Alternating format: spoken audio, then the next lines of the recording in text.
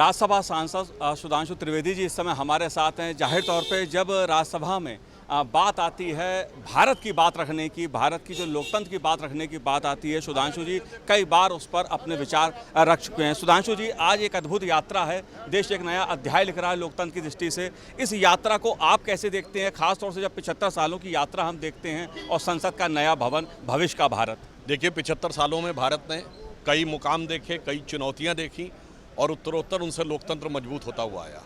पहले 25 वर्ष एक प्रकार का लोकतंत्र रहा जब सरकार नहीं बदलती थी, 47 से 72। अगला 25 वर्ष सरकारें बदलने का रहा, 72 to 97। अगला 25 वर्ष 98 से अब तक आप देखें भारत एक नए रूप में प्रखरता के साथ आया है। तो मानवीय बात है, जैसे कहा जाता नव गति नव लय ताल छंद नव, नवल कंठ नव, नवल वृंद नव।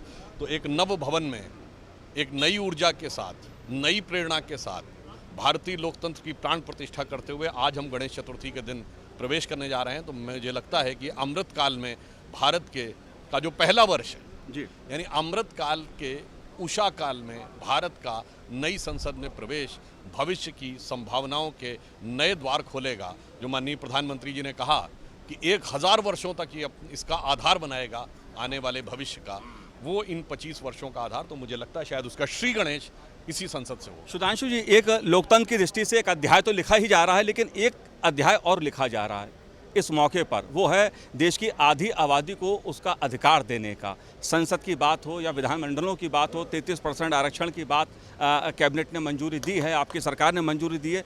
इसको, इस यात्रा को आप कैसे देखते हैं? क्योंकि इसको लेकर भी लंबे समय से मांग हो रही थी कि महिलाओं को अधिकार मिलने चाहिए, जो संख्या है लोकतंत्र में उनकी भागीदारी है वो बढ़नी चाहिए। अभी तक हमने देखा जो यात्रा रही है उसमें लोकतंत्र में, संसदीय यात्रा में कहीं ना कहीं महिलाओं की भागीदारी कम रही। आप इस फैसले को कैसे देखते हैं? देखिए, वैसे तो जब ये फैसले का पूर्ण स्वरूप सामने आ जाएगा तब इसके ऊपर अब कोई विचार व्यक्त कर सकते हैं, परंतु मैं कह सकता हूं कि प्रधानमंत्री मोदी जी के आने के बाद मेरे विचार से सर्वाधिक अगर मंत्रिमंडल में महिलाएं हैं तो हमारे समय में, सर्वाधिक महिला राज्यपाल तो हमारे समय में।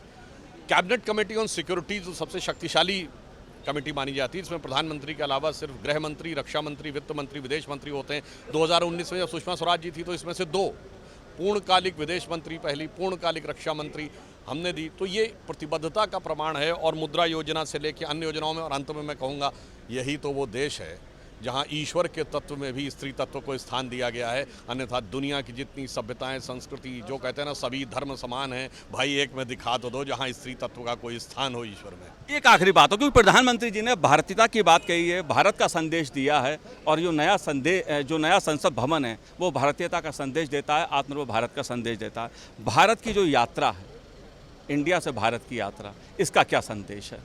देखिए, आप ये समझिए कि 1000 वर्ष का गुलामी का काल, अब ये 25 वर्ष का अमृत काल, 1000 वर्ष आगे का काल का आधार इसमें बनना है। हमारी सोच चुनाव मूलक नहीं है, हमारी सोच राजनीति मूलक नहीं है, सभ्यता मूलक है। Prime minister has made it very clear, our thinking is not electoral, not political, it is civilisational. और जहाँ तक मैं कहूँगा, भारत शब्द का ही अर्थ है, 2 शब्दों से मिलकर बना, भा अर्थात ज्ञान का प्रकाश, रथ अर्थात लगा हुआ। तो Bharat which is in परपीचुअल pursuit of light of knowledge. तो मुझे लगता है जिस दिन भारत का उदय होगा उस दिन संपूर्ण विश्व में ज्ञान के एक नए स्वरूप के साथ हमारा उदय होने वाला, जो माननीय प्रधानमंत्री जी ने कहा है। अगर आप देखें तो वेदों में एक कथा आती है ना, विश्वामित्र ऋषि की। बहुतों को नहीं पता होगा, विश्वामित्र जब राजा थे तो नाम विश्वरथ था, और जब ऋषि हो गए तो नाम विश्वामित्र हो गया। तो भारत उठने वाला है दुनिया के दूसरे देश विश्व को रथने के लिए, हम विश्व के मित्र बनने के लिए।